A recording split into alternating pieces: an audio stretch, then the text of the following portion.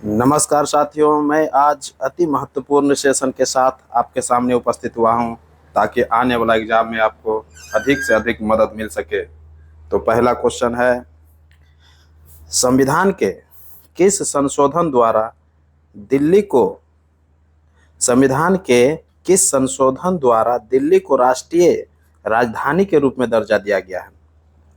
तो वह कौन सा संविधान संशोधन था जिसमें दिल्ली को क्या क्या था, राष्ट्रीय राजधानी की दर्जा दिया गया था? तो 69 संविधान संशोधन था, यानी कि 69वां संविधान संशोधन था, जो कि 1991 ईस्वी में हुआ था। ऑप्शन ए हो जाएगा। 1991 ईस्वी में 69वां संविधान संशोधन के द्वारा दिल्ली को क्या क्या था, राष्ट्रीय राजधानी के रूप में दर्जा दिया गया था। और दिल्ली संघ राज्य क्षेत्र के लिए विधानसभा और मंत्री परिषद का भी उपबंध किया गया था। दिल्ली में विधानसभा और मंत्री परिषद का उपबंध भी जो है 69वां संविधान संशोधन के तहत ही किया गया है, जो कि 1991 ईस्वी में हुआ था। जबकि 101वां संविधान संशोधन के तहत क्या हुआ था, जीएसटी को लागू किया गया था। क्लियर? नेक्स्ट क्वेश्चन, कौन सा कथन सत्य है? बहुत इंपॉर्टेंट क्वेश्चन है। कौन सा कथन सत्य है? तो एक एक ऑप्शन करके देखना पड़ेगा। लिखित संविधान की अवधारणा फ्रांस की देन है, तो बिल्कुल ये सही ऑप्शन है। लिखित संविधान की जो अवधारणा दिया गया था वो फ्रांस की देन है, तो बिल्कुल सही है। भारत के संविधान की प्रस्तावना में 3 प्रकार का न्याय का वर्णन है। भारत के संविधान की प्रस्तावना में 3 प्रकार का न्याय का वर्णन है, तो ये बिल्कुल 3 प्रकार का न्याय का वर्णन किया गया। संविधान की प्रस्तावना में जो है 3 प्रकार का न्याय का वर्णन किया गया है, जबकि 5 प्रकार की स्वतंत्रता का वर्णन किया गया है और 2 प्रकार की समानता का वर्णन किया गया है। तो ध्यान में रखिएगा, प्रस्तावना में क्या क्या किया है, 3 प्रकार के न्याय का वर्णन किया है, 5 प्रकार के स्वतंत्रता का वर्णन किया है और 2 प्रकार की समानता का वर्णन किया है। ध्यान में रखिएगा। क्लियर? तीसरा ऑप्शन है, भारतीय राजनीतिक व्यवस्था में संविधान सर्वोच्च है। तो भारत के जो राजनीतिक व्यवस्था है उसमें संविधान को सर्वोच्च माना गया है। तो ऑप्शन 3 भी क्या है, ये ऑप्शन सही हो गया, अर्थात तीनों ऑप्शन क्या है, सही है। तो प्रयुक्त में से एक से अधिक हो जाएगा, ऑप्शन डी हो जाएगा। क्लियर? नेक्स्ट क्वेश्चन, कृषि को उद्योग का दर्जा, बहुत इंपॉर्टेंट क्वेश्चन है।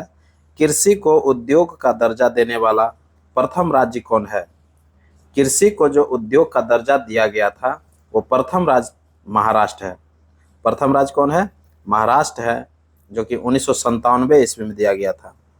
कब दिया गया था? 1997 ईस्वी में दिया गया था। क्लियर? ऑप्शन ए हो जाएगा। नेक्स्ट क्वेश्चन देखते हैं, न्यूनतम त्याग का सिद्धांत।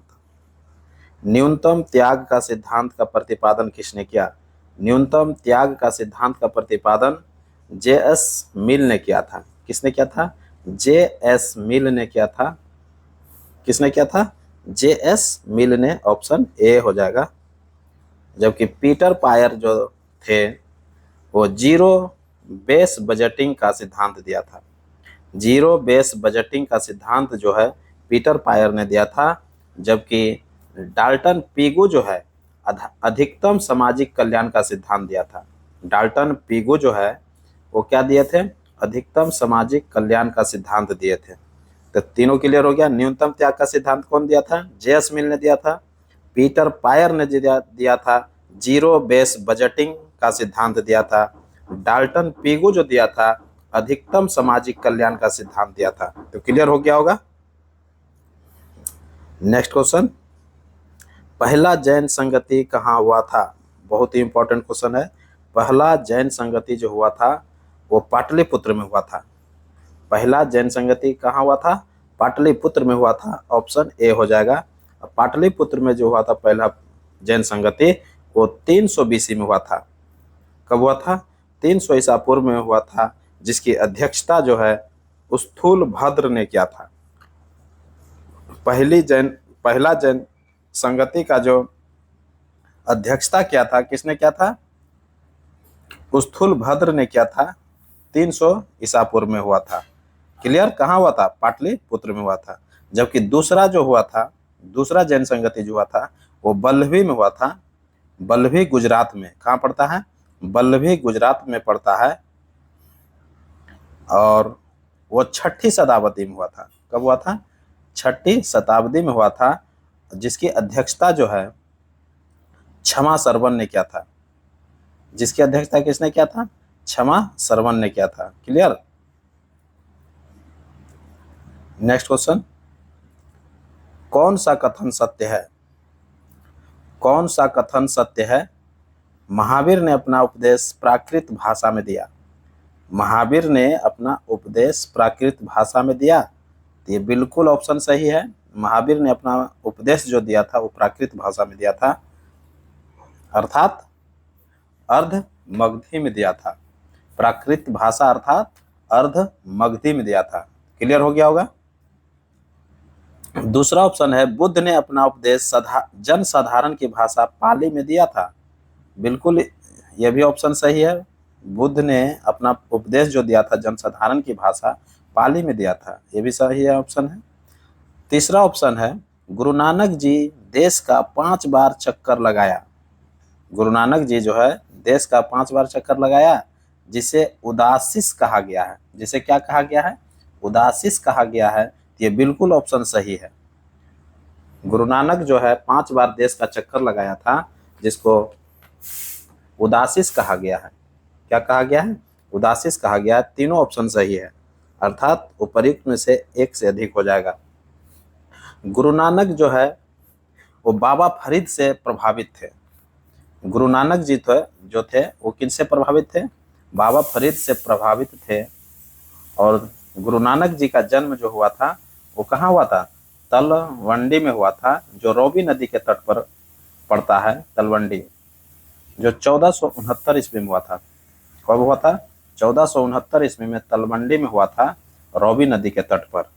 मृत्यु जो हुआ था 1538 ईस्वी में करतारपुर में रॉबी नदी के तट पर हो गया था। कहाँ हुआ था? करतारपुर में हो गया था 1538 ईस्वी में, रॉबी नदी के तट पर। क्लियर? गुरु नानक जी ने अपना उत्तराधिकारी जो नियुक्त किया था, अपने शिष्य को किया था। किसको किया था? अपने शिष्य को किया था, जिसका नाम था लहना, अर्थात अंगद। लहना को अंगद भी कहा जाता है। क्लियर? तो इस प्रकार से गुरु नानक जी के बारे में थोड़ा डिस्कस कर दिए। नेक्स्ट क्वेश्चन देखते हैं। पल्लवों पर विजय पाने के उपरांत आदित्य प्रथम ने किसका उपाधि धारण किया था? देखिए, पल्लवों पर जो विजय प्राप्त किए थे उसमें कहता है कि आदित्य प्रथम जो है कौन सा उपाधि धारण किया था? तो आदित्य प्रथम जो है कोदंड राम का उपाधि धारण किया था। किसका क्या था? कोदंड राम का उपाधि, ऑप्शन बी हो जाएगा। कोदंड राम का उपाधि धारण किया था। क्लियर? जबकि नरकेसरी का जो उपाधि धारण किया था वो विजयालय किया था। कौन किया था? विजयालय किया था। और विजयालय जो है चोल वंश के संस्थापक थे। विजयालय क्या थे? चोल वंश के संस्थापक थे, जिन्होंने नरकेसरी का उपाधि धारण किया था। और 850 ईस्वी से 887 ईस्वी तक ये शासन किए थे। कौन? विजयालय। क्लियर? जबकि गंगैकोंड चोल जो है, गंगैकोंड चोल, ये राजेंद्र प्रथम ने धारण किया था। चोल साम्राज्य का सर्वाधिक विस्तार जो है राजेंद्र प्रथम ही किए थे। चोल साम्राज्य का सर्वाधिक विस्तार जो है राजेंद्र प्रथम ने ही किया था। और बंगाल के पाल शासक महीपाल को पराजित भी राजेंद्र प्रथम ने ही किया था। बंगाल के पाल शासक महीपाल को पराजित किसने किया था? राजेंद्र प्रथम ने किया था। और राजेंद्र प्रथम ने गंगैकोंड चोल का उपाधि धारण किया था। तो क्लियर हो गया होगा? ये तीनों उपाधि धारण हम क्लियर बता दिए। नेक्स्ट क्वेश्चन, किस चोल राजा ने श्रीलंका पर विजय प्राप्त किया था? बहुत इंपॉर्टेंट क्वेश्चन। किस चोल राजा ने श्रीलंका पर विजय प्राप्त किया था? तो श्रीलंका पर जो विजय प्राप्त किया था वो राज प्रथम ने किया था। कौन क्या था? श्रीलंका पर विजय जो प्राप्त किया था वो राजराज प्रथम, ऑप्शन ए हो जाएगा। और राजराज प्रथम जो थे वो शैव धर्म का अनुयायी थे, शैव धर्म को मानते थे। राजराज प्रथम क्या थे? शैव धर्म के अनुयायी थे। क्लियर? तंजौर में राजराजेश्वर का शिव मंदिर भी बनवाया था। राजराज प्रथम जो है तंजौर में राजराजेश्वर का शिव मंदिर भी बनवाया था, ध्यान में रखिएगा। और राजेंद्र तृतीय जो थे चोल वंश का अंतिम शासक हुए। चोल वंश का अंतिम शासक अगर पूछ ले तो राजेंद्र तृतीय हुआ था। क्लियर? और चोल शासक कौन श्रीलंका पर विजय प्राप्त किए थे? तो राजराज प्रथम ने किए थे। क्लियर? नेक्स्ट क्वेश्चन, बाणभट्ट किसके दरबारी कवि थे? बहुत इंपॉर्टेंट क्वेश्चन है। बाणभट्ट जो है किसके दरबारी कवि थे? तो हर्षवर्धन के थे। ऑप्शन बी हो जाएगा, हर्षवर्धन के थे। और हर्षवर्धन ने 3 संस्कृत नाटक लिखे थे। हर्षवर्धन ने 3 संस्कृत नाटक लिखे थे जिसका नाम था प्रियदर्शिका, रत्नावली और नागानंद। ये 3 नाटक जो थे संस्कृत में लिखे थे। कौन? हर्षवर्धन। कौन कौन? प्रियदर्शिका, रत्नावली, नागानंद। क्लियर हो गया होगा? कहा जाता है इतिहासकारों के द्वारा कि धावक नाम का एक कवि था। क्या था? धावक नाम का कवि था जिन्होंने हर्ष से पुरस्कार लेकर ये तीनों नाटक का रचना जो है हर्षवर्धन के नाम से कर दिया था। क्लियर? इतिहासकार का मानना है कि धावक नाम का एक कवि था जो कि हर्ष से पुरस्कार लेकर के ये तीनों नाटक जो है हर्षवर्धन के नाम से लिखा था। तो क्लियर हो गया होगा? बाणभट्ट जो थे हर्षचरित एवं कादम्बरी की रचना किया था। बाणभट्ट जो हर्षवर्धन के दरबारी कवि थे ये हर्षचरित एवं कादम्बरी की रचना किया था। क्लियर? नेक्स्ट क्वेश्चन की ओर बढ़ते हैं।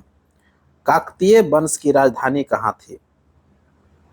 काकतीय वंश की राजधानी कहाँ थी? तो काकतीय वंश की जो राजधानी थी अमकोंड में थी। ऑप्शन ए हो जाएगा, अमकोंड में थी। और द्वार समुद्र जो है ये होयसल वंश की राजधानी है, जबकि मुंगेर जो था ये पाल वंश का राजधानी था। क्लियर हो गया होगा? नेक्स्ट क्वेश्चन, वह स्रोत जिसमें पाटलिपुत्र के प्रशासन का वर्णन उपलब्ध है। वह स्रोत जिसमें पाटलिपुत्र के प्रशासन का वर्णन मिलता है इंडिका में मिलता है। किसमें मिलता है? इंडिका में मिलता है, जिसके लेखक कौन थे? मेगास्थनीज थे। क्लियर? जिसके लेखक कौन है? मेगास्थनीज। क्लियर?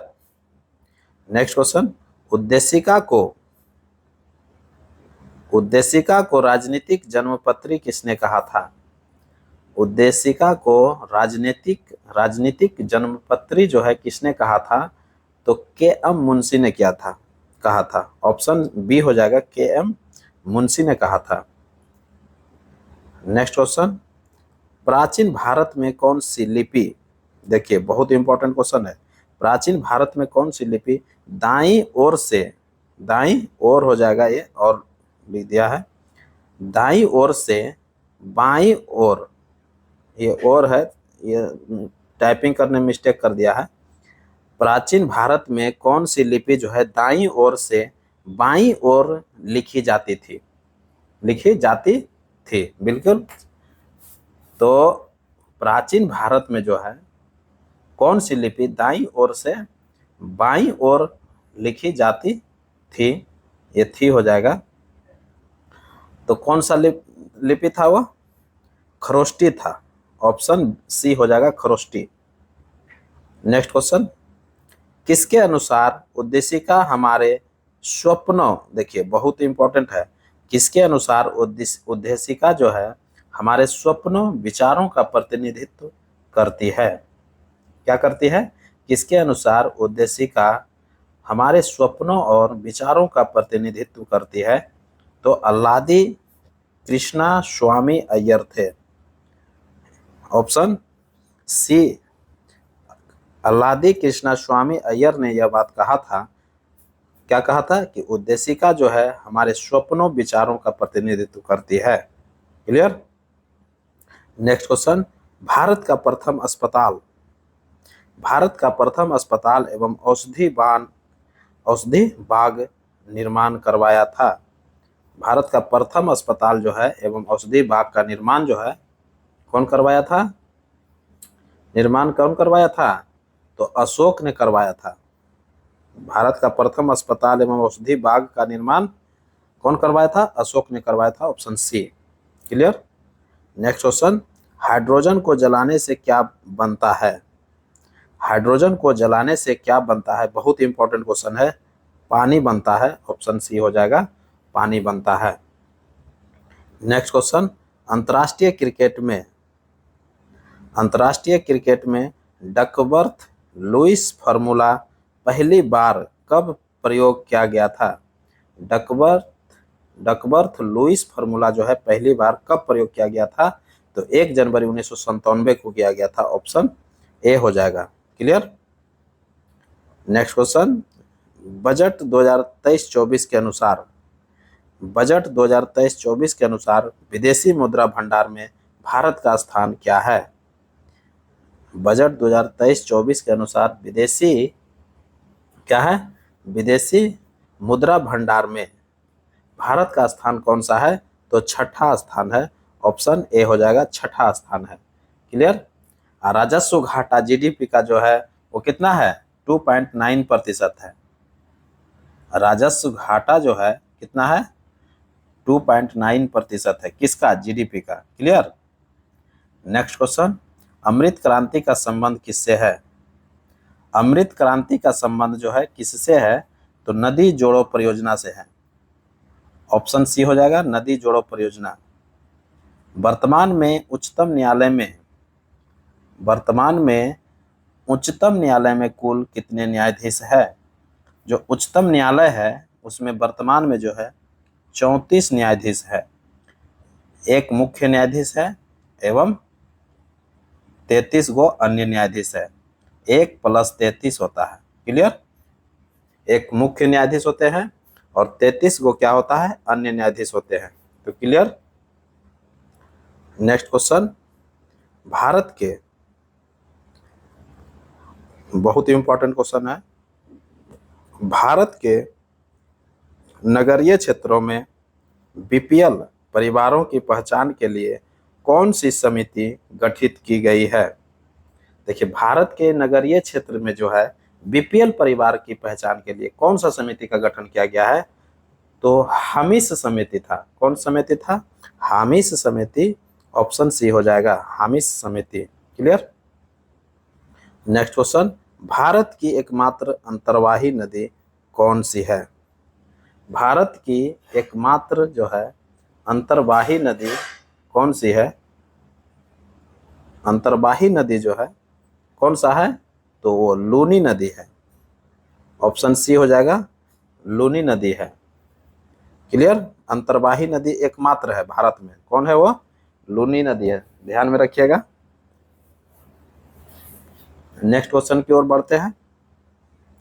न्यूनतम संभव फ़ारेनहाइट तापमान क्या है? देखिए, कहता है कि न्यूनतम संभव जो है फ़ारेनहाइट तापमान क्या है? तो फ़ारेनहाइट पर जो न्यूनतम संभव तापमान होता है वो 459.4 डिग्री फ़ारेनहाइट होता है। ऑप्शन ए हो जाएगा। क्या हो जाएगा? -459.4 डिग्री फ़ारेनहाइट होता है। क्लियर। यह न्यूनतम संभव तापमान है। जब इसी को केल्विन पर पूछा जाएगा तो 0 केल्विन होता है। किसके बराबर होता है? 0 केल्विन के बराबर होता है। जबकि इसको डिग्री सी में अगर पूछ ले तो -273 डिग्री सी होता है। कितना होता है? -273 डिग्री सी होता है। क्लियर। तो न्यूनतम संभव तापमान जो है फ़ारेनहाइट पर 459 डिग्री फ़ारेनहाइट होता है। जबकि सेंटीग्रेड में अगर पूछ ले तो -273 डिग्री C होता है, जबकि केल्विन में 0 केल्विन होता है। क्लियर। नेक्स्ट क्वेश्चन, सबसे पहले इलेक्ट्रॉन के आवेश का फॉर्मूला। देखिए बहुत इंपॉर्टेंट क्वेश्चन कहता है सबसे पहले इलेक्ट्रॉन के आवेश का सफलतापूर्वक निर्धारण किसने किया। इलेक्ट्रॉन का जो आवेश होता है उसका जो सफलतापूर्वक निर्धारण किया है तो किसने किया है, तो मिलिकन ने किया था। किसने किया था, मिलिकन ने किया था। ऑप्शन बी हो जाएगा, मिलिकन ने किया था। Clear. Next question, natural selection का सिद्धांत का प्रतिपादन किसने किया। नेचुरल सिलेक्शन का सिद्धांत का प्रतिपादन किसने किया, तो नेचुरल सिलेक्शन का जो सिद्धांत दिया था वो डार्विन ने दिया था। ऑप्शन सी हो जाएगा, डार्विन ने दिया था। नेक्स्ट क्वेश्चन, बढ़ते हुए पौधों को किस तत्व की सबसे अधिक मात्रा में आवश्यकता होती है। बढ़ते हुए पौधा जब बढ़ रहा है कोई पौधा तो उसको किस तत्व की सबसे ज्यादा जो है आवश्यकता पड़ती है, तो वो नाइट्रोजन होता है। कौन होता है, नाइट्रोजन होता है। ऑप्शन बी हो जाएगा। क्लियर। नाइट्रोजन की सबसे ज्यादा मात्रा में जरूरत पड़ता है जब कोई पेड़ पौधा जो है बढ़ने लगता है। क्लियर। नेक्स्ट क्वेश्चन, कौन सा कथन सत्य है। देखिए बहुत इंपॉर्टेंट है, सभी ऑप्शन को देखना पड़ेगा। कौन सा कथन सत्य है, फूलों का अध्ययन पूछ रहा है। फूलों का अध्ययन जो है एंथोलॉजी होता है। फूलों का अध्ययन एंथोलॉजी होता है। ये एंथोलॉजी है, ध्यान में रखिएगा। फूलों का अध्ययन एंथोलॉजी होता है, तो बिल्कुल ये सही ऑप्शन है, एंथोलॉजी होता है। विभिन्न संस्कृतियों का तुलनात्मक अध्ययन एथोनोलॉजी कहता है। विभिन्न संस्कृतियों का तुलनात्मक अध्ययन जो है एथेनोलॉजी कहलाता है। ये बिल्कुल सही ऑप्शन है। तीसरा ऑप्शन है किसी विशिष्ट संस्कृति का अध्ययन इथेनोग्राफी कहलाता है। ये बिल्कुल सही है। तीनों ऑप्शन क्या है, सही है। कहता है कि किसी विशिष्ट संस्कृति का जो अध्ययन होता है वो इथेनोग्राफी कहलाता है, जबकि विभिन्न संस्कृतियों का तुलनात्मक अध्ययन जो होता है इथेनोलॉजी कहलाता है। तीनों ऑप्शन क्या है, सही है। अर्थात उपर्युक्त में से एक से अधिक हो जाएगा, option D. Clear. Next question, कौन सा कथन असत्य है। देखिए बहुत ही कंफ्यूजन वाला क्वेश्चन डाल दिया है इसमें, देखिएगा। कौन सा कथन जो है निम्न में कौन असत्य है। निम्न में कौन असत्य है, तो सभी ऑप्शन को देखना पड़ेगा, असत्य को ढूंढना पड़ेगा। कहता है कि भोजन का अनिवार्य अवयव कार्बोहाइड्रेट है। ये बिल्कुल भोजन का जो अनिवार्य अवयव होता है वो कार्बोहाइड्रेट होता है, बिल्कुल सही है। दूसरा ऑप्शन देखते हैं, शहद में मुख्यतः कार्बोहाइड्रेट होता है। शहद में जो होता है मुख्यतः कार्बोहाइड्रेट होता है, एकदम बिल्कुल सही है। क्या है, बिल्कुल सही है। तीसरा ऑप्शन है धुआं एरोसोल का उदाहरण है। ये भी बिल्कुल, धुआं जो है एरोसोल का ही उदाहरण होता है। क्लियर। तो तीनों ऑप्शन क्या है, सत्य है।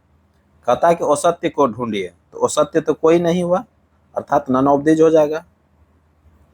ऑप्शन 5 हो गया, नन ऑफ दीज, अर्थात सभी कथन क्या है, सत्य है। क्लियर। नेक्स्ट क्वेश्चन, विद्युत मरकरी लैंप में रहता है। विद्युत मरकरी लैंप में रहता है, तो विद्युत मरकरी लैंप में जो रहता है क्या रहता है, निम्न दाब पर क्या रहता है, पारा रहता है। तो दिया हुआ है निम्न दाब पर पारा, ये बिल्कुल ऑप्शन क्या है, सी सही है। क्लियर हो गया, निम्न दाब पर पारा रहता है। नेक्स्ट क्वेश्चन, टॉम बर्थ किसकी नस्ल है। देखिए ये बहुत ही इंपॉर्टेंट क्वेश्चन आ गया है। टॉम बर्थ जो है किसकी नस्ल है, तो टॉम बर्थ जो है ये सुअर का नस्ल होता है। किसका होता है, ऑप्शन ए हो जाएगा, सुअर का नस्ल है। क्लियर। नेक्स्ट क्वेश्चन, किसी वस्तु का विस्थापन हो सकता है। देखिए बहुत ही इंपॉर्टेंट क्वेश्चन है, इसमें बहुत ही कंफ्यूजन लोग कर जाते हैं। कहता है कि किसी वस्तु का विस्थापन हो सकता है। क्या हो सकता है? धनात्मक हो सकता है, बिल्कुल हो सकता है धनात्मक। ऋणात्मक हो सकता है, बिल्कुल ऋणात्मक भी हो सकता है। शून्य हो सकता है, बिल्कुल हो सकता है। तो ये तीनों हो सकता है। को किसी वस्तु का विस्थापन जो है ऋणात्मक भी हो सकता है, धनात्मक भी हो सकता है, शून्य भी हो सकता है। ये तीनों ऑप्शन हो सकता है, अर्थात उपयुक्त में से एक से अधिक हो जाएगा। ऑप्शन क्या हो जाएगा? डी हो जाएगा। क्लियर? इंग्लिश चैनल एवं उत्तरी सागर को जोड़ती है। बहुत ही इंपॉर्टेंट क्वेश्चन आ गया। कहता है कि इंग्लिश चैनल एवं उत्तरी सागर को जोड़ती है, तो कौन जोड़ती है? इंग्लिश चैनल एवं उत्तरी सागर को कौन जोड़ती है? तो डोबर जल संधि जोड़ती है। कौन जोड़ती है? डोबर जल संधि दिया हुआ ऑप्शन सी में, डोबर जल संधि। क्लियर? तो क्लियर हो गया होगा। और देख लेते हैं इसमें ऑप्शन डेविस जल संधि दिया हुआ। डेविस जल संधि जो है क्या करता है? ये बेफिन की खाड़ी को अटलांटिक सागर से जोड़ता है। किससे जोड़ता है? डेविस जल संधि बेफिन की खाड़ी को अटलांटिक महासागर से जोड़ता है, ध्यान में रखिएगा। और बेरिंग जल संधि जो है किसको जोड़ता है? बेरिंग सागर को चुक्सी सागर से। बेरिंग जल संधि किसको जोड़ता है? बेरिंग सागर को चुक्सी सागर से। जबकि डोबर जो है इंग्लिश चैनल को उत्तरी सागर से जोड़ता है। जबकि डेविस जल संधि बेफिन की खाड़ी एवं अटलांटिक महासागर को जोड़ता है। तो ये तीनों ऑप्शन क्लियर कर दिए। तो इसी के साथ हमको इजाजत दीजिए। एक पुनः नए वीडियो के साथ मैं उपस्थित होऊंगा। तब तक के लिए पढ़िए। नमस्कार, जय हिंद।